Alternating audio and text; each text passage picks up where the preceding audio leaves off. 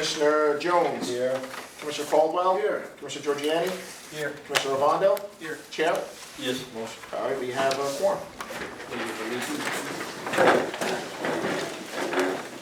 Pledge allegiance to the flag of the United States of America and to the republic for which it stands, one nation, under God, indivisible, with liberty and justice for all.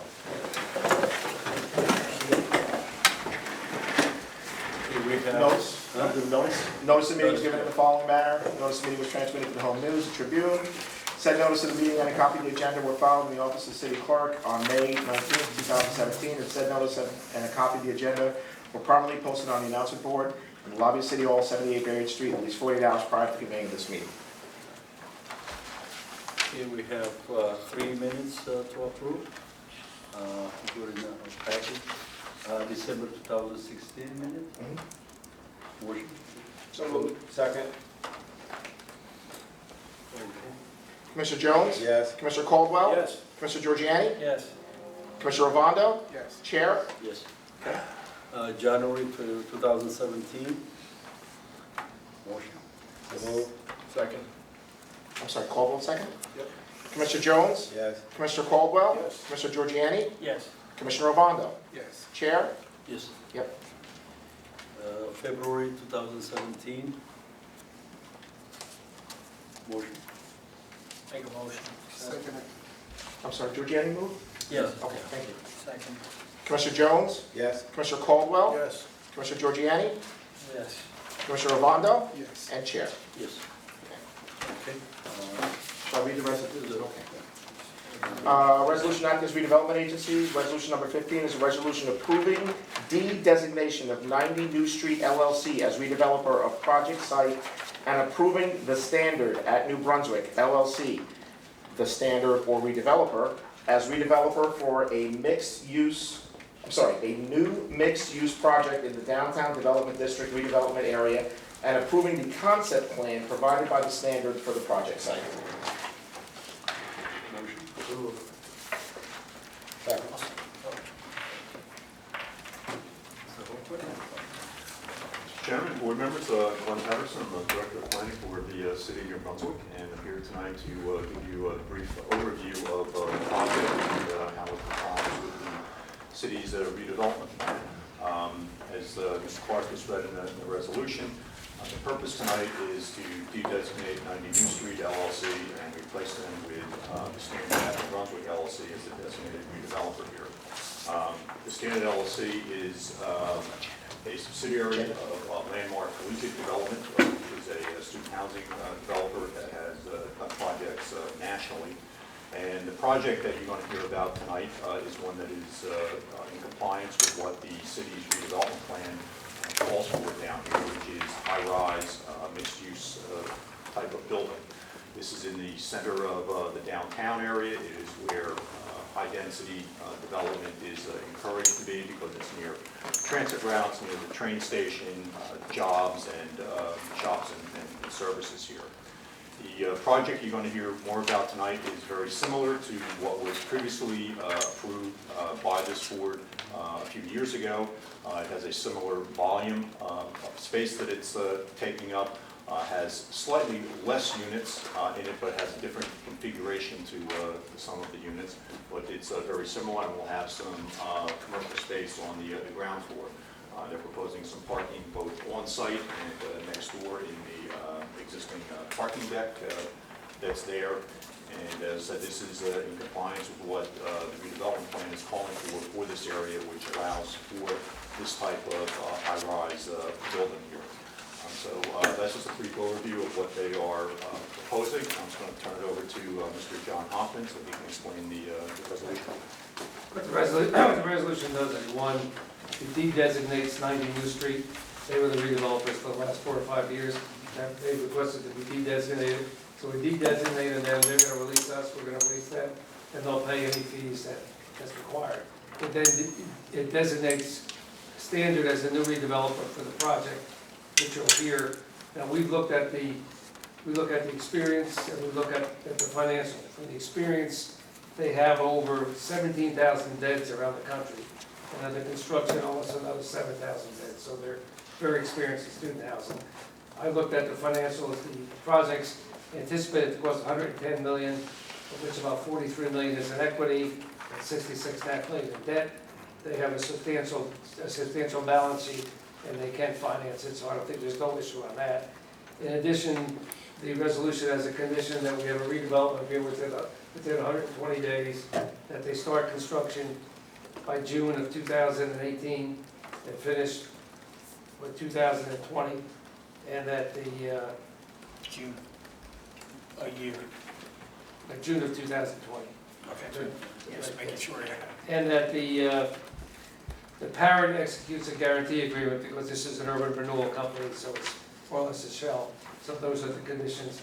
You see the project there, I'll have the council explain the project, and if there's any questions, I'm here to answer. Members of the board, Thomas Kelso on behalf of the proposed redeveloper. Just a little background, and I know most of you actually were on the board probably when we designated 90 New Street, and also through the process of having had two separate projects actually approved on this site. The 90 New Street de-designation is being done by consent. 90 New Street LLC actually owns the site, because through the process of having the previous approvals done, they actually acquired the property and been maintaining the property since that time. They have entered into an agreement with the standard proposed developer, and so everything has been through a cooperative effort. And there's a contract for the acquisition, subject to having not only a designation, but also a site plan approval for the project. As Glenn has indicated, the project is fairly similar in the terms of the size and scope of the building itself. I think you'll see that the project itself is geared towards student housing as opposed to market rate housing, which was previously done. Hence the reason why you'll see a different type of configuration for unit mix. And I think as my client can indicate to you briefly, it is kind of the state-of-the-art process today of how student housing is developed throughout the country. And indeed, my clients who are based out of Athens, Georgia, are doing this all over the country. And I don't think it's a coincidence that since Rutgers has joined the Big Ten, now this is an opportunity for the major players that are in the country doing this, not only in the Big Ten, but in the SEC, that we are seeing that these major student housing developers are coming into the area, and hence why I think my client is actually here this evening looking for your support. Just a couple of points with respect to a comparison to the previous project. You may recall that at the time that we were here for the last approval in 2000, the actual planning board approval in 2014, there was proposed approximately 121 parking spaces in the building. And we had a commitment from the parking authority for up to 120 parking spaces in the Marsh Street garage. And that's a benefit, I think, to not only the project, because that garage is so nearly situated to this project site, but also supporting the parking authority in the utilization of that garage, because they had the spaces available. For purposes of this project, a similar agreement has been reached in principle with the parking authority, in that now the parking authority has agreed to commit up to 150 spaces, because they do have the excess spaces available. And that in combination with what is currently approximately 111 spaces in this new project, we believe is more than adequate to support the parking demand that's going to be generated by the building itself. It will technically require a parking variance, just as the first two projects that were approved received parking variance approval from the planning board. But we believe now with the number of spaces that are being created, it's actually a little bit closer to the required amount based upon the unit numbers. There are significant amenities in the building, and they took their time to make sure to try to meet the spirit and technical requirements of the redevelopment plan for the site. Again, I have been involved in this project from the very beginning, and it's been a number of years, probably, it's probably 8 or 9 years since this first concept was developed. And I think we see over the years how sometimes it just takes this amount of time to really reach the point where you've got the right developer at the right time, under the right circumstances, with the right plan.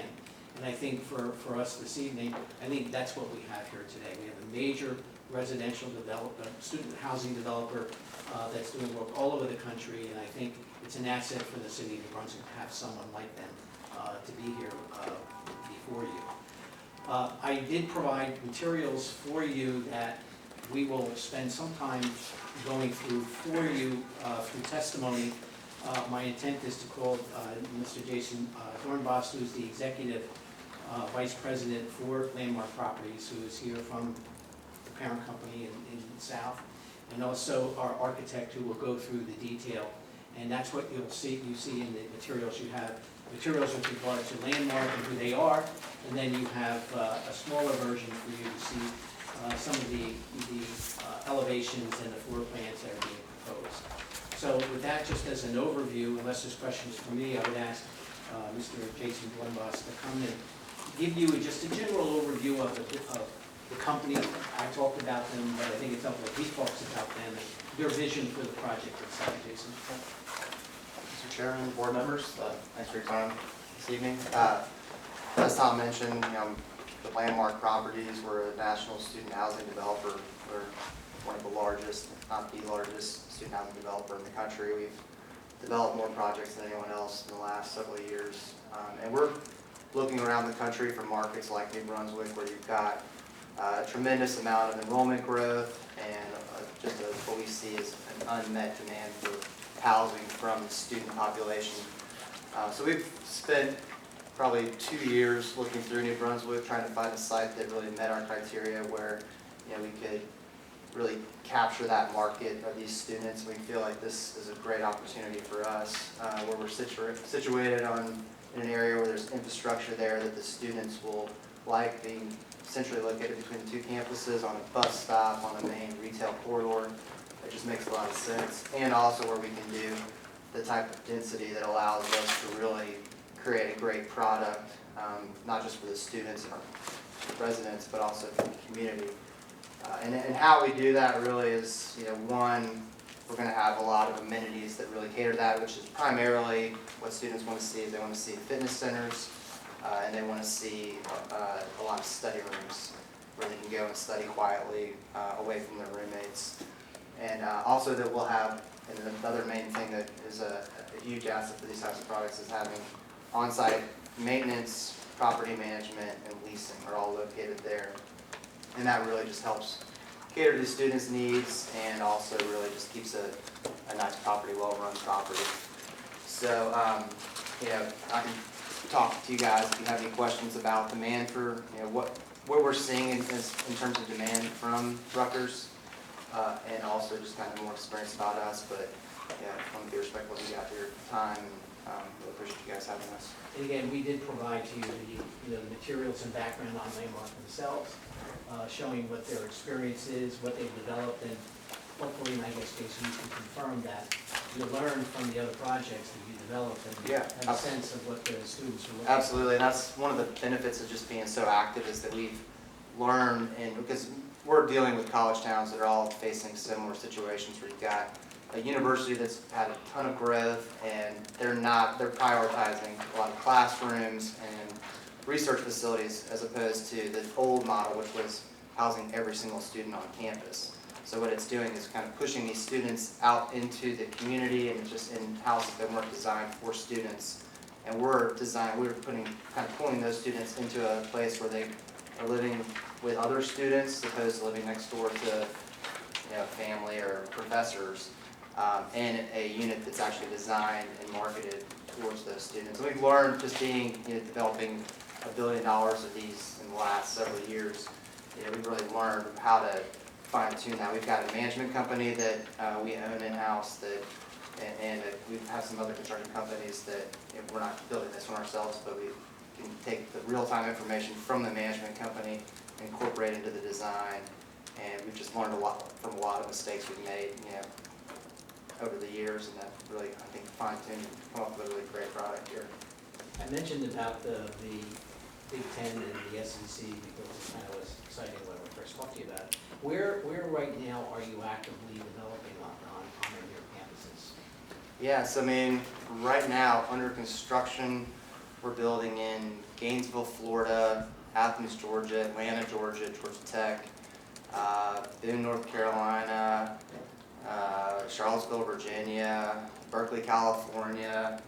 We're going to be breaking ground on a project in Tucson, Arizona, University of Arizona, Tampa, Florida, University of South Florida. There's a bunch of other ones. But I mean, we've actually, I mean, most college towns we've either developed in or looked at and done a project over the years. So that's just kind of, that's what we specialize in and do a good job at. So that's where. Thank you, college football, huh? Yeah. And what's interesting though too about New Brunswick is what you've seen because they've joined the Big Ten. It's doing a couple things. One, it's really attracting a ton of students to the school, which is you've seen like a 24% application growth over the last few years. But it's also, and you've seen this at a lot of schools that were historically commuter schools, is it's transitioning from a commuter school where students actually want to live at campus and make it more of a residential community. And you've seen that, like Central Florida is another really good example where it's kind of the combination of those two things is really driving demand because you've got less people that want to commute and live here as well as just more people in general coming to school here. And both of those things really create demand for these types of products. So yeah, we're really excited about being here and we think this will be a great product for the community. One, this is an exciting time to be in New Brunswick, and I thank you, Glenn, and the team. So kind of two questions. One, is it possible to kind of ensure local jobs, minority jobs in the development of this? You know, to really track that and make sure that as we're developing this thing, that the community benefits from the development. And I'm sure there probably is, but that I think is very, very important. The second thing, and really for Glenn, is that you know, this is such an exciting time. We do have a parking challenge, and I'm very supportive of this project. And I think there needs to be almost a task force, because I know a lot of people who don't come to New Brunswick now with all of our stuff because they can't park. And so there really is a parking, and so I think we need to really, you know, somehow, and John or someone, you know, some kind of meeting of the minds with the parking authority, because I know churches, I have a church here, and you know, there's some real issues with parking, and we will have everything. I mean, the arts center and this and that. This is going to be an exciting place, but if people can't park, so that's, I don't know if you can speak to that. Bill, there's a fair amount of parking in downtown New Brunswick. I don't believe we have a parking shortage. There may not always be a parking space right where people want it because they always want it right next to their ultimate destination. Sometimes you might have to go a couple of blocks, and sometimes people don't want to pay to park. They want the suburban model of just pulling into to park. But as Mr. Kelso was indicating, with this project, the parking authority has stated that they have excess space in the deck next door to be able to accommodate some of the parking for this project. And I think that's the case in a lot of the decks that, you know, if you go to the Church Street deck on a Friday night, you might not be able to find a parking space there. But if you go to the Morris Street deck or the Wellness deck, there are spaces available. The Parking Authority is taking steps to better communicate the knowledge of where those decks are and the available spaces. I think you may have seen some of the signs they're putting on the decks saying the number of available spots in each deck. You're also able to use your smartphones and so forth to locate other decks if you go to one and it is full. We understand that there are frustrations with parking, but parking costs a lot of money to build, and that raises the overall cost of housing. So you don't want to develop more parking than you actually need. And that's what this redevelopment plan tries to take into account, where it provides for opportunities for shared parking in a lot of the redevelopment projects that we do, so that the parking spaces can be used by multiple users, not just the you know, office user during the day and it's empty at night. For instance, last night I happened to be walking up by the J&J headquarters, and they have these parking counters on their decks right now, and walked by their headquarters deck, and it said there are 781 available parking spaces at about 5 o'clock, 5:30 last night. That's a lot of extra parking up there that's not used. That's their private deck, they can do what they want.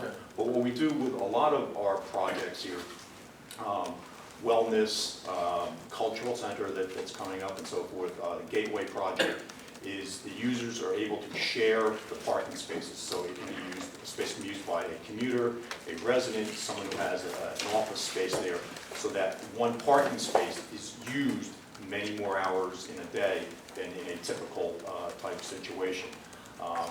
That helps lower the cost of development here in the city and helps try to keep the cost of our housing down, which is the other main complaint that you hear from a lot of people, is that it costs a lot to rent. There's a lot of demand for housing here. One of the ways to keep the cost of that housing down is to right-size the parking that you're providing for the project, so you're not over-providing it, but providing enough. Sometimes you might have to walk a couple of blocks for a parking space. You might not, if you're going to Stake 85, you might not be able to park in the Church Street deck. There's a parking deck a couple of blocks away, and sometimes walking a couple of blocks doesn't hurt us all. Well, but let me, so there are three, and again, I didn't specify, so that's a good answer. So there are three parking problems. I think you solved one. One was the machines that you use for parking didn't work, and I like the scanner, and I think that was a major improvement. The other problem is, you're right, there's plenty of parking when it's not peak. When it's peak, Glenn, there's not plenty of parking here. And when, you know, on a Saturday night, there's not plenty of parking here. And I'm sorry, because I know a lot of people that go elsewhere. And again, as you said, they're looking for a suburban model, but people go elsewhere where parking. And the third problem, and this is something we can fix, is parking is very expensive here in New Brunswick. We've got to change that. There needs to be, that's a real problem. And again, and churches, and speaking for my church, that had it for free have to pay for parking now, and that's impacting the community. And so I think there is a parking problem here. You're right, there are plenty of spaces on off hours, and you're right that we don't want to build too much parking, but that's not the problem. And so that's where I think we need to have some discussion. I would love the Housing Authority and the Parking Authority to really address that. Yeah, we can certainly have that discussion, talk with the Parking Authority about that, but those are part of continuing discussions that we do have about trying to right-size the parking around here. Yeah, I think you're right. We don't need to on the pricing, the Parking Authority's rates are relatively competitive, and if you make parking free, more people just bring cars here to take advantage of the free parking. So you're always chasing your tail with that. There's always a balance that you have to strike in how you do development. Parking decks cost money, whether they're privately developed or they're public decks. You're either paying for it through a rent in a project, either if you're living there, you're paying for your rent. When you may not have a car, you're still paying for that parking space there, or you're paying for it daily by the hour and so forth. We try to strike a balance with that. It's not always perfect, but I think we do try to size the parking for the appropriate demand that is here in the city. But, Glenn, you just lost two decks, though. One in front of the train station, and then the other one in Wolfson, so... Yeah, can you explain? Yeah, can you talk about that, those decks? Yeah. Wolfson especially. Yeah, you lost two of them, so how do you... And it was there. The Wilson deck was going to fall down, so it had to. But they're still using it. No. Yeah. They were for a while. Yeah, I mean, Not some if you people. drive by now, that's your So it was going to fall down, and this city needs a park downtown. Right. There is a lack of open space in our downtown, and that's the intention, is to develop a very good city park in that area.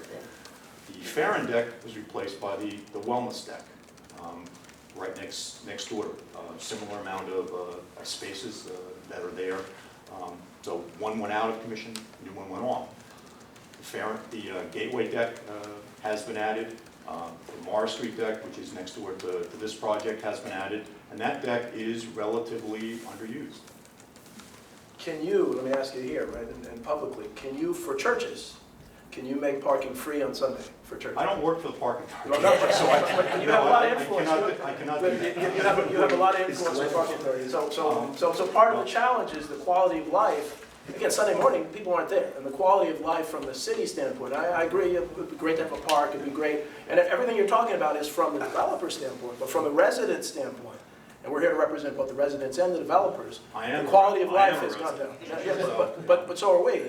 You don't go to the church that I go to, you have been there. Yes, I am. But the quality of life for a church and for senior citizens and others is not there. So as I'm saying, the development, I'm very supportive of the development, but it's important to understand the people who have been here and who are here already, and I think sometimes that's forgotten.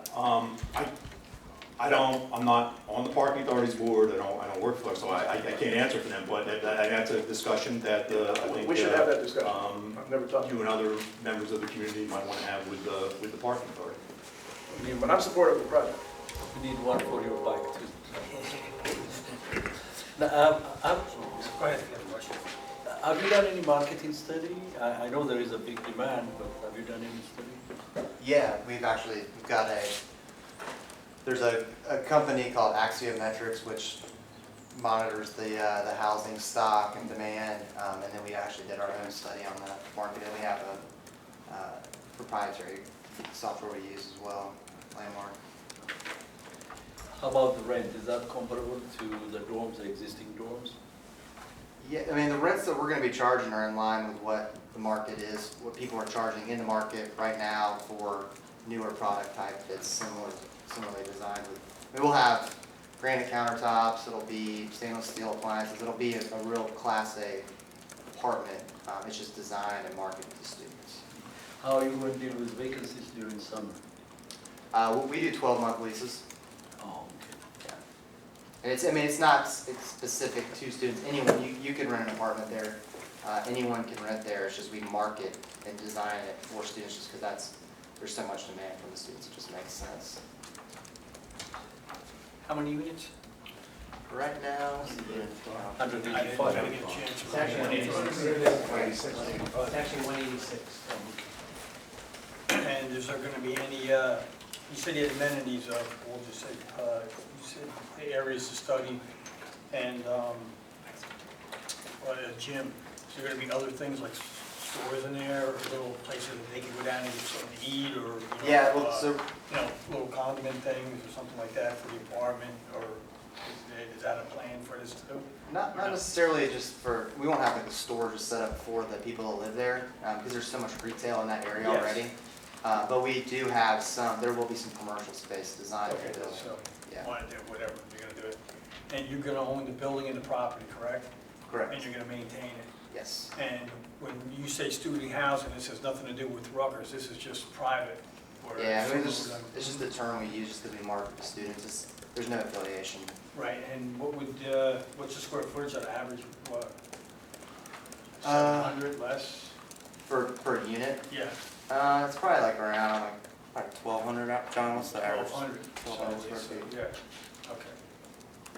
It's not like it's just a place to come, it's like a dorm would be. No, I mean, there'll be you know, a where it's kitchen. small. Yeah, there'll be a kitchen, living area. I mean, really the way that the students, there's multiple bedrooms with bathrooms. So each unit has multiple bedrooms and bathrooms. It's not like an old traditional dorm where you've got, you walk in, there's like a kitchenette and a room that people share, and then like a bathroom down the hall or a shared bathroom. It's more designed to be an apartment. Similar to what the university is actually doing on campus, but more of the apartment style. And that's just students, they really demand that kind of housing right now. So that's what the market builds. Guys, trying to understand. Yeah.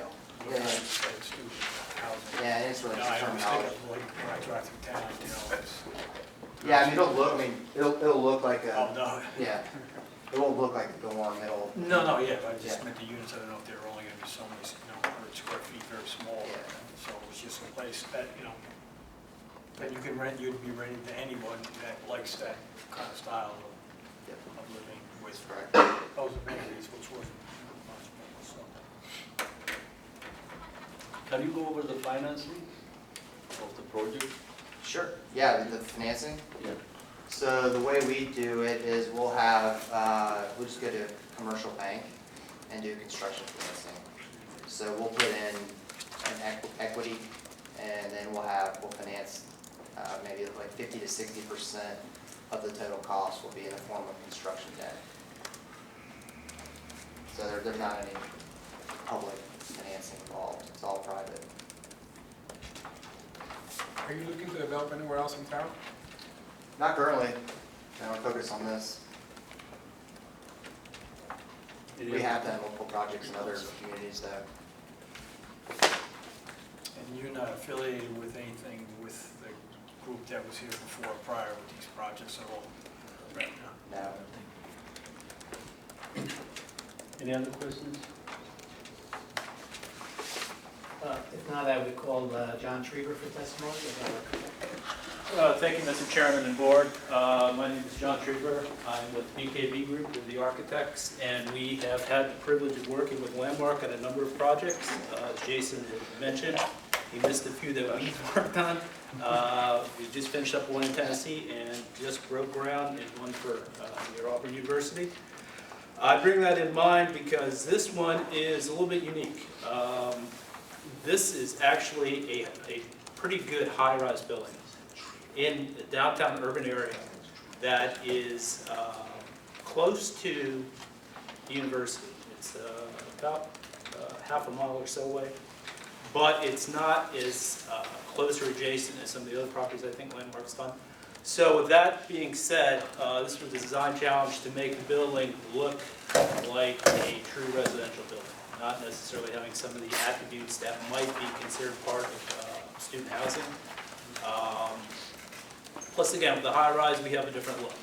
So let me try to take you quickly through it. I know we're kind of a little maybe tight on time, and we can hopefully answer any questions you have. This is our image of the building itself. It is masonry material-wise, cement fiber, glass, potentially stucco. Our site is actually off New Street and near, adjacent to Livingston Avenue. It's a tight configuration site, and with that being said, we've actually tried to utilize as much of it as we can.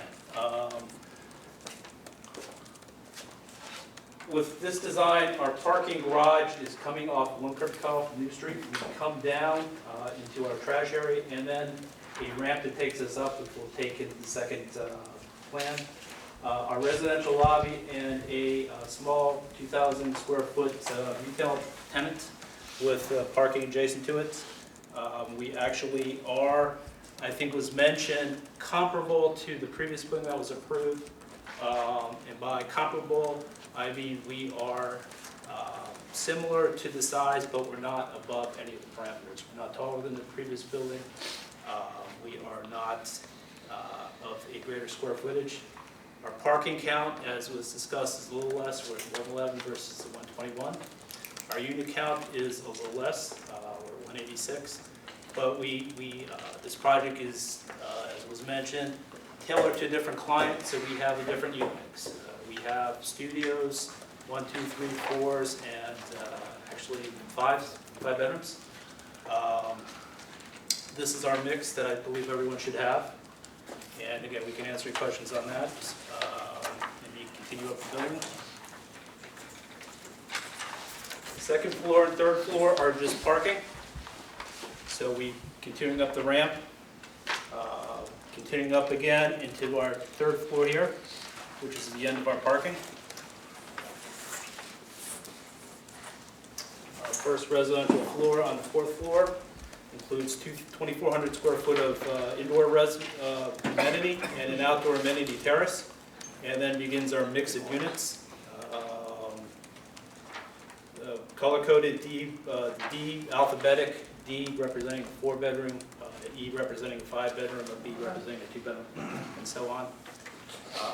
Our 5th and 6th floor plan, we were actually holding parts of the building at a required setback at the 6th level to the 7th level, similar to the previous building also. Zoning requirement on that, and as we continue back up the building, 7th through 10th floor stacks with our cores. The project itself has 3 elevators and 2 stairs. Our 11th and 14th floor. Subtle variations between these floors as they go up, but there is a high degree of stacking. And as we move to the 15th and 7th through 17th floor, again, similar to what is below, there's some setbacks on 1 or 2 of the areas just to give a little architectural definition. The 18th and 20th floor, we do change our mix, and we're now predominantly on 2 bedrooms and 1 bedroom. And this is an option that if Landmark is as open as usable for market rate rentals, the top 3 floors. And then that's, we continue to our top floor amenity, roughly 2,000 square foot and a roof deck of approximately 600 square feet.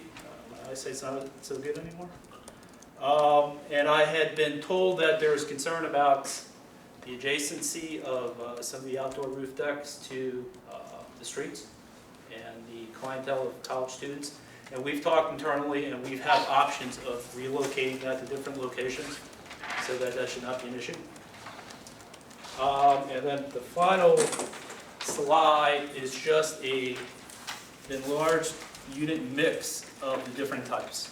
Just a selection, I apologize, the one got cut a little bit, but a selection of S for a studio, a 1 bedroom, 2 bedroom, 3 bedroom, up to 5 bedrooms. Each of these typically will have a bath, but not everyone. Some units have double occupancies, 2 bedrooms, 2 bathroom. But each unit has its own living space. As Jason has mentioned, granite countertops, stainless steel appliance, very high end. As was I thought I heard people talking about this being dorms. It's not the dorms I went to. My dorms were just living on someone's sofa and getting through. So this is high end. But, so, any questions I can answer? Did you say, what's the range of rents anticipated for this? It hasn't been finalized yet on the rental rates, but again, it'll be in line with what the newer product type is in the market today. Right. What are we talking, 3, 2, 3, 4, 5? Any sense of what it be? I don't even know what the market, I don't rent here, so I have no idea. Yeah, no, the rents for a bedroom or a unit are, I mean, they're closer to $1,000 a month for a lot of the units in town.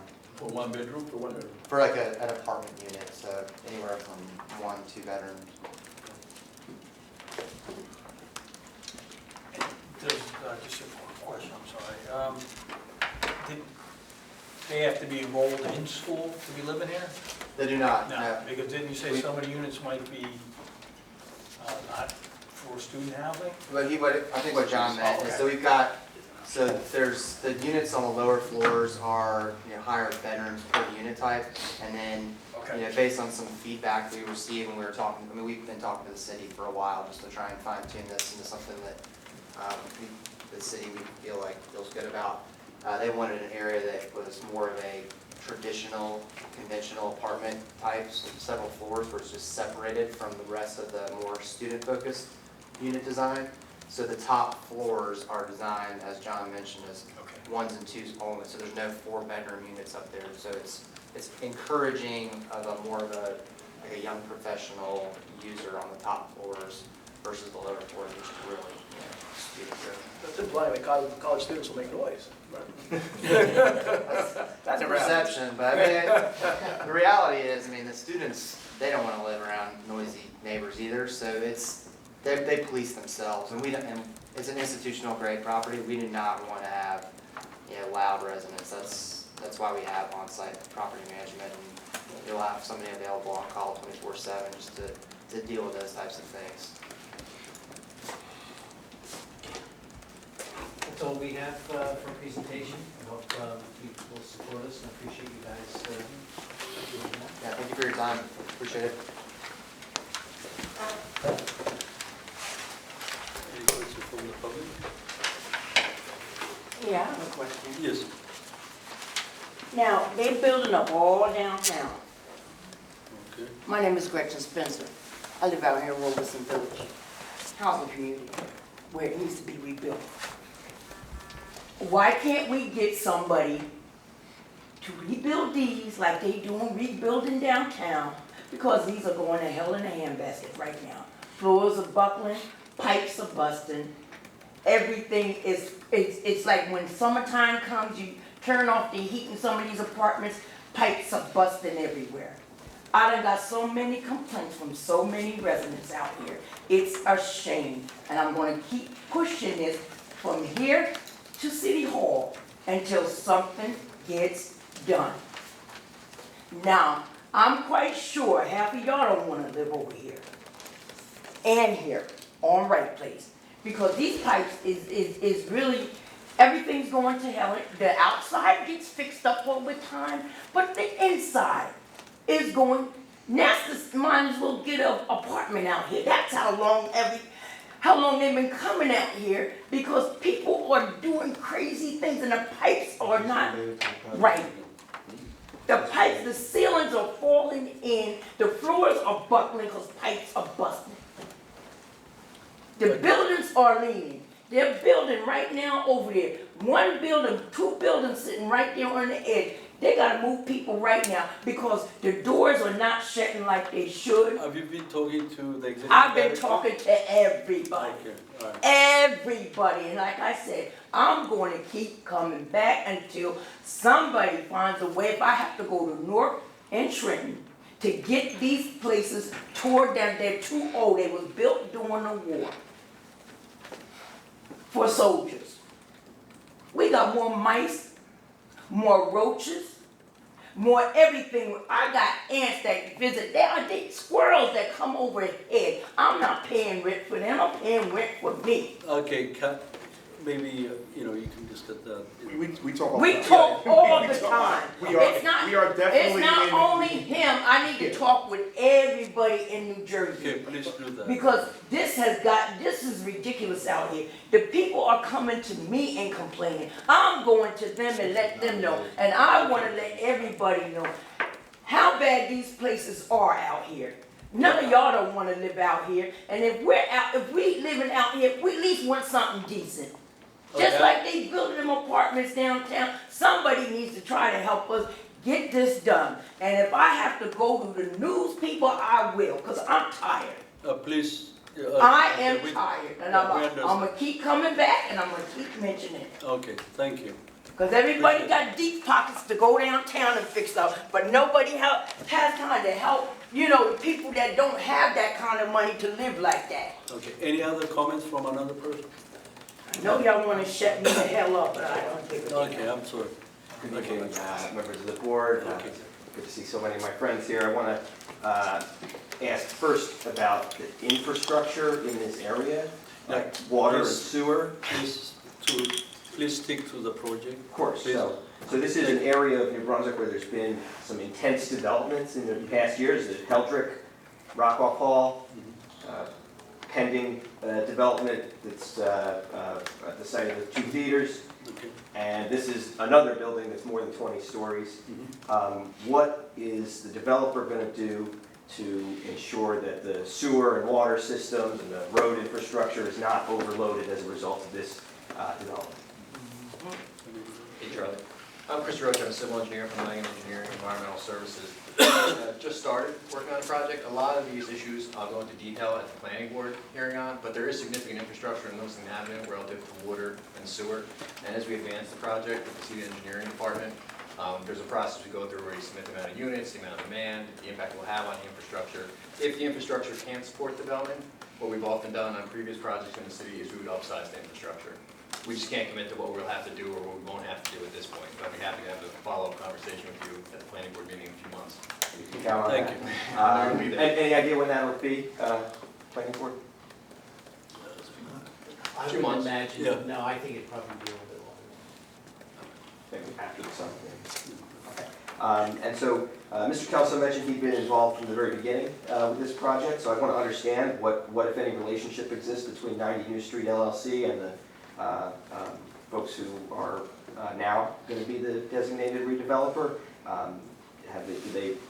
This current developer is a contract purchaser. Purchased. 90 New Street owns the land as a result of their expectation of developing the site previously, and they've entered into a contract with this developer to sell it. And can I just understand why 90 New Street LLC pulled out? It was a combination of things, but basically they were not able to put together sufficient financing to finance the project that they wished to do. Thank you for the answer. Can I also hear, is this applicant or, developer at all related to the Michaels organization? No. Developer? Michael, No. no. Okay, but they also had designs on this site at one point, right? No. Well, they never formally No. did anything with it other than, I think they were in here, they were looking at different sites, and this was one of the sites they were looking at. Gotcha. Okay, many of the questions were already answered, thanks to the board members asking them. I guess I just wanted to see if the developer could speak a little bit to their experience in this area. I see from their website they have properties in Pennsylvania and Delaware. Can I just hear a little bit about the history of those? This will give you a comprehensive idea.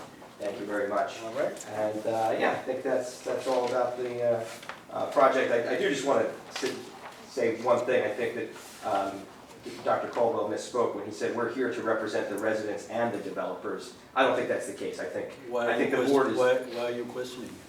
I mean, that's what... Because it's my right as an American to No, I know that. I mean, that's what he represents. He represents the developers. No. That's what he said. He said, we're here to represent the residents and the developers. I think that's a fault. I don't think that's accurate. I don't think I said developers. No. You didn't say that you're here to represent the residents and the No, I developers? didn't say that. No. Okay. Check your Well, tape. check the did not tape. say it. All right, thank you. Okay, thank you. All right, motion? You have a motion and a second, Chair. Shall I roll call? Mr. Jones? Yes. Mr. Caldwell? Yes. Mr. Giorgiani? Yes. Mr. Ravando? Yes. Chair?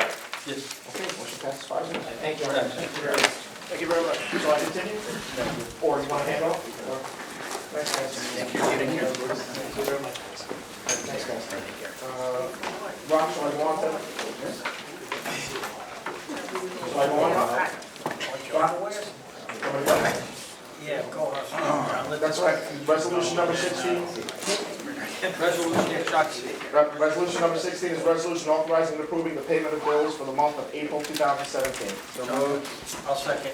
How can I sit there? Should I move my name plate? Commissioner Jones? Yes. Mr. Caldwell? Yes. Mr. Giorgiani? Yes. Mr. Ravando? Yes. And Mr. Walters? I'm gonna have to sign that resolution, right? Yes, but we don't have, I'll have. No, I'm just saying, right? That's all I had. My report is sent. I'll be happy to address any questions. Any questions from the public? Well, any questions while we did the resolution? Any questions on this resolution from the public? Sorry, which resolution? Approving payment of bills. Oh, no. Okay, that's all. Is there anything that the public would like to add to anything? Same thing I've been saying, tear these places down. Gretchen, I need you after this meeting, I'm sorry. Uh-huh, About that other thing. and I'm tired. I'm tired. People are tired living like this. At least most of us are. This place is going down, and it needs to be fixed up better than what it is. Because they need extra help out here. They have no help. The one thing that you didn't say, you're talking about Trenton, you're talking about New Brunswick, we're a federal agency, it's Washington. Yeah, The money comes from- believe me, the money comes from Washington to fix it, so I'm you in need the to go to works. Washington. I'm in the works of talking with them Please, too. please go to Washington. Because I'm letting That's y'all where our money know, comes and I'm from. letting everybody know. I'm in the works of sending letters to everybody. Good, good. That's what I want everybody, but I want people to know how it is out here. How it is the way we gotta live, and we shouldn't have to live like this, you know. And I'm about ready. If I had, like I told them on the phone the other day in Newark, I left them a message. If I have to catch a train, a plane, or a boat, or walk, I'm going to somebody.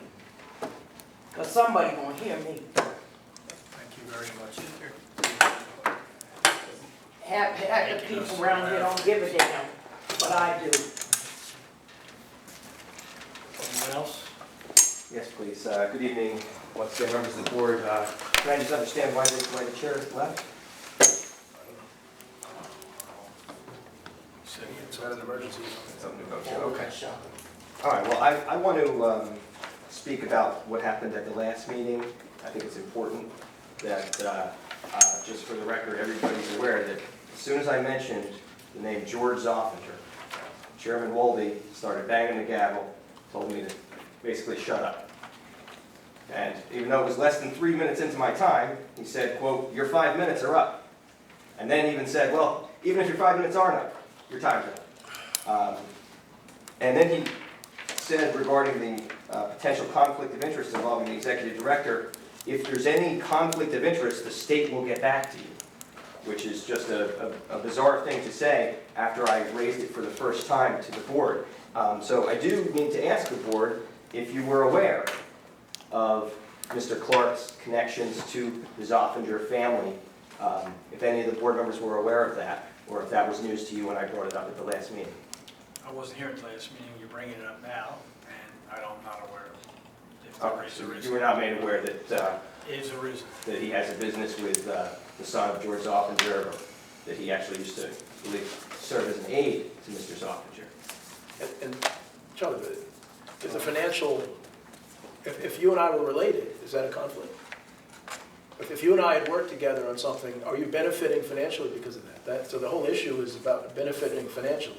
Well, maybe Mr. Clark could enlighten us what type of business Trenton Liquors LLC is and whether he's benefiting financially from that. With the that development, relationship. there has to be a correlation. The son of the chairman of DevCo is in business with the executive director. The executive director said that he was the only person at the authority who reviewed the application that was approved at the last meeting. So that to me seems like a conflict. I'm sorry, my disclosure forms are accurate and correct and submitted, so I'm not understanding what it seems like to you, but my forms are accurate and correct, and they're submitted in accordance with the requirements, so. What it seems like to you, I don't understand, but. And let me clarify, so the chairman was saying that he submits forms to the state, right? And if there's a conflict, the state will get back to you because they will review the form. So all of us have to submit, I have to submit like 5 different forms. If there's a conflict on my form, then that will be, I will be charged with that. So that's the state's job to deal with that. And that's why we have state agencies to do that. Also, just for correction, I said that I'm not a voting member of this board. I do not take an action. I simply pass the information along for the transaction. So you claimed the conflict, nobody else did. So I'm not, again, I said and I stand by what I said. So I don't know where you're trying to determine whether one exists or not, but should there be one, or if you are implying it, not anyone else. Well, it was said at one of the meetings. Well, no, you said it was said at one of the meetings by Mr. Clark that Mr. Clark did take the action of reviewing the project. And that he was indeed the only person at this authority who accepted that responsibility. I am not a voting member of this board, action. Charlie. I do not vote on this board. I simply pass the information along to the board, so yes. Okay. I was certainly put off by being silenced when I tried to bring that up. So thank you for letting me bring that up, and thank you for And I addressing appreciate it. you allowing me to clarify. Of course. I always want to hear what you guys have to say. To that end, I want to find out whether there's been a report on the improper parking fines, the one that was promised now over a year ago. John, do you have anything to add? Well, actually, Mr. Wally would have been the committee Again. chair on that, so I would, So we might that have would to be wait on till him. the next meeting then? So the report's not ready. Well, I'm not saying it's not ready. He's not here, It so may be ready, he can't report on it. he can't report on it. Mr. Wally So would be the chair of that if committee. it's he would be the ready, one to report on if it. he was here, he would have either told you, I guess he could report on it or couldn't report on it, but he's not here, so don't say that the report's not ready. It could be ready. Well, It's just Mr. Clark, easier you not know to it's report. ready, right? Mr. Yeah, Clark, surely we that's know. not Mr. Wally's. Beautiful, That's not, Pass it on. the committee would be reporting on Right, that. the not committee's Mr. got to Clark. The report committee that. would be, Mr. Wally's the chair of that committee. And you're not involved with that committee? I don't sit, the board sits on committees, I'm not. Yeah. The You don't committees even are go made to up of, the committees are made up of board members, and so Mr. Wally would be the one to report on that. All right, well, would the But I'd housing, be happy to follow up with him on that. okay, would the housing authority be kind enough to send me a copy of the report if it's been finished? What's our legal end of this? Do they allow us to send reports? I'll follow up with Sure. Mr. Wally and see what the committee. There you go. Okay, and so it was mentioned by Mr. Caldwell, a great idea, team up with the MBPA. In the wake of that, fiasco with the improper parking fines, it was said that the NBHA was gonna reach out to the parking authority. Can you tell me, is there any update on what the coordination or collaboration is? Where does the parking authority come into the proper parking here on this site? I don't get it. What's the relationship? You guys were infringing on their jurisdiction. It's their right place as a public street, so they should be the ones doing No, it. Sorry, let me clarify. You better clarify yourself here, because we- I'm not on the same page you are. Sure, I'm on a different page. we have had some discussions with the parking authority about, the parking authority controls the streets, so there are streets that flow Okay. through our property, there are areas that the parking authority controls, and there are areas that the housing authority controls. Okay, So we have had discussions with the parking authority about coordinating and trying to put in place a better system to make sure that those areas continue to be followed. There's no infringing on anything, so the areas that the parking authority controls, they still control city public streets and correct. accessibility areas, the areas that the housing authority controls with parking lots, access to emergency egress areas, dumpster areas, what have you, are still controlled by us. There is, and there continues to be a coordination, and we're looking for a way to actually have that conversation. So those are ongoing. Great. True, but you're talking about a specific incident, correct, that was on this property? I'm just trying to There's understand. a number of incidents. There was a slew of fines that were improper. right. The fines themselves were. Who gave the fines out? Housing authority. Well, no, It was kind of a hold on a big deal. second, I'm sorry. Just So- say, so I don't understand. the fine amounts, not the fines. Right, So people were parking improperly and getting fines. There was a correction made in the areas of the fine amounts. The parking was never a question. The people that parked improperly, no, they parked improperly. They parked in a yellow line, they blocked an egress, they left their vehicle in, double park, whatever they did. So I don't believe, and I don't think you had anyone saying that they weren't improperly parked. I believe the fine amount and the fine for that was the area, not the improperness of their parking. At least that was not told to me. I've been, and we had some meetings with residents, and were very cooperative in giving us information, and the residents said, listen, I shouldn't have parked there. I don't think anyone said I was properly parked and got a fine.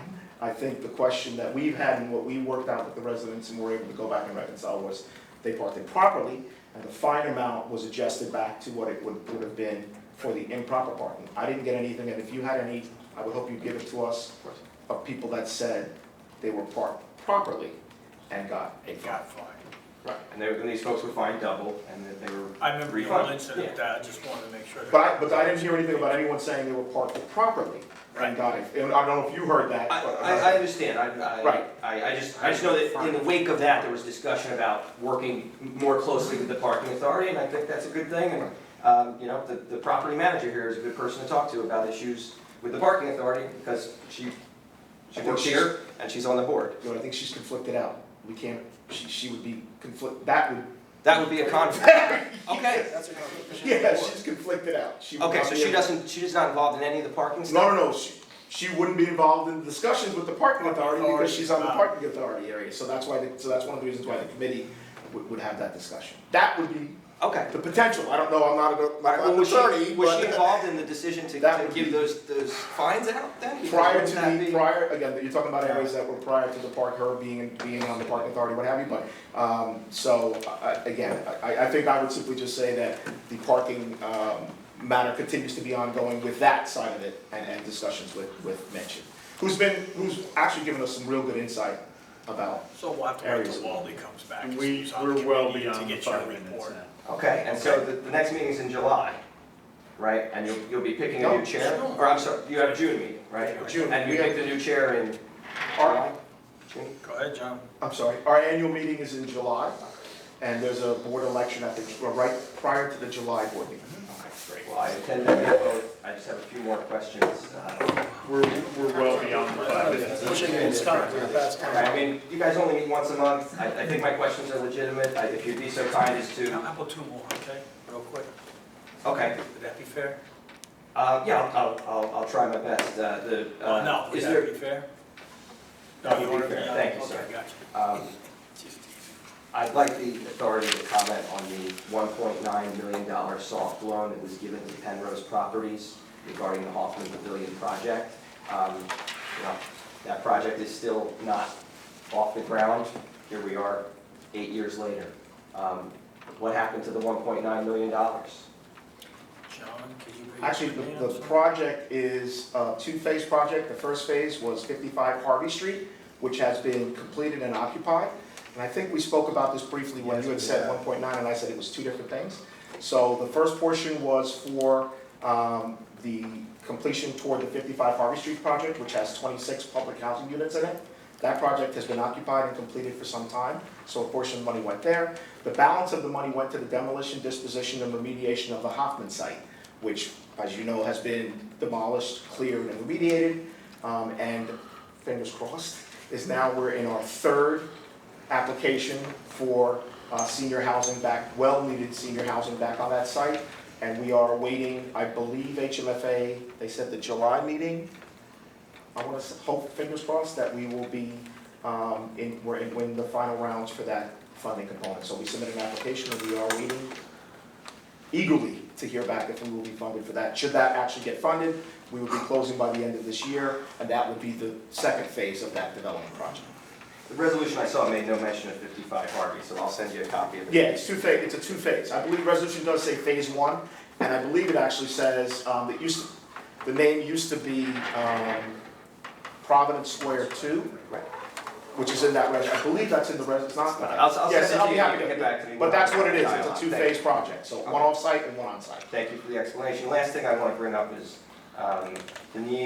the serious need for the authority to get the residents together into some type of body, a committee, a council. I've looked at other towns, other housing authorities. That is a basic element of what the housing authority is supposed to do to represent the residents. I'm on that one too. And I know that it's great that Ms. Gretchen comes here, but I'm disappointed that the new member is not able to make it today. So, no resident representation on the council or on the board. And like I said, most of these other authorities have a whole council of residents, not just one person who sometimes comes to the meetings, but they have a whole council. And can the executive director confirm whether there's any plans to organize such a thing or why that's not the case? I know it was in the past. I read old articles that there used to be resident advisory council, I believe is what it was called. What happened? Sure. So the Resident Advisory Council is a separate entity from the Housing Authority. The Housing Authority does not form, create, or manage or maintain the Resident Council. We encourage resident participation, as Gretchen knows. We meet directly with residents, but we are fully in support of a resident organization formation, and we're working with that and talking with some residents about that. The challenge that we've had in the past, and I think Gretchen will confirm this, and I'll say this in the nicest way, that depending on who the resident representatives were, is depending on what their initiatives were. Right. So we've had some challenges in the past with organizations that were, in some cases, not necessarily serving all the interests of all the residents, but only serving some. So we want to see a resident organization that represents the residents of this area and the residents of this site, and we are going to be moving toward that. But again, the housing authority does not run, manage, own, or anything else. And Gretchen knows back that when the resident organization was functioning, it was separate and autonomous from us. We worked in part and parcel with them, but the old organization folded, for lack of a better term, with some issues left on the table. And we don't want to see that happen again, so we are, and that actually brings me to the point where we're working on that. So I think, stay tuned, because I think we will have, but again, our biggest, and people that have been working on the management side for a long time, the biggest concern is to make sure that whoever is going to be a participant on that is representing all the residents and not necessarily their own interests. And that's, but we have to do that without, we don't control it. We don't, so it's very challenging, but I think we're gonna be able to put something together where, I know some of the members that have been here a long time know that we used to have what's called the Building Captains Program. So as part of the organization, we literally said building by building, so that we sort of downsized it and said, this is your cocoon, so that now you know you represent these 8 units. So that was very helpful, and that really helped us coordinate. That might be a model we follow, because it really helped create ownership with the residents within that sleeve of units, but it also eliminated some self-interest issues that the old organizations may have had as they moved toward the management side. But again, we don't control and we don't want to control. We want to make sure that, you know, our residents come and give us, you know, information as we can. That in coordination with the community policing effort, we're going to try to marry the two. We have some great residents that give us information all the time, and we have others that are Causing problems all the time. are not giving us great information all the time, I would say. So Say it the like that, hope, causing the hope problems is, all the she time. said it, the hope is that we're able to get residents investing in their community, playing a more active role in where they are, you know, from the property all the way up, from garbage on the property. You know, our staff, and Gretchen says, you know, every day, we spend 3 hours every morning with our staff picking up trash.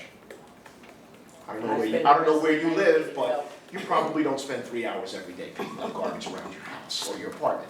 So that's one of the challenges right off the bat, where, and a resident organization that we previously had in some areas was very helpful in creating that opportunity. But I will say that, stay tuned, but that's obviously something that we definitely want. Thanks for the thorough answer. Can you just tell me about what time did it fold? About what year?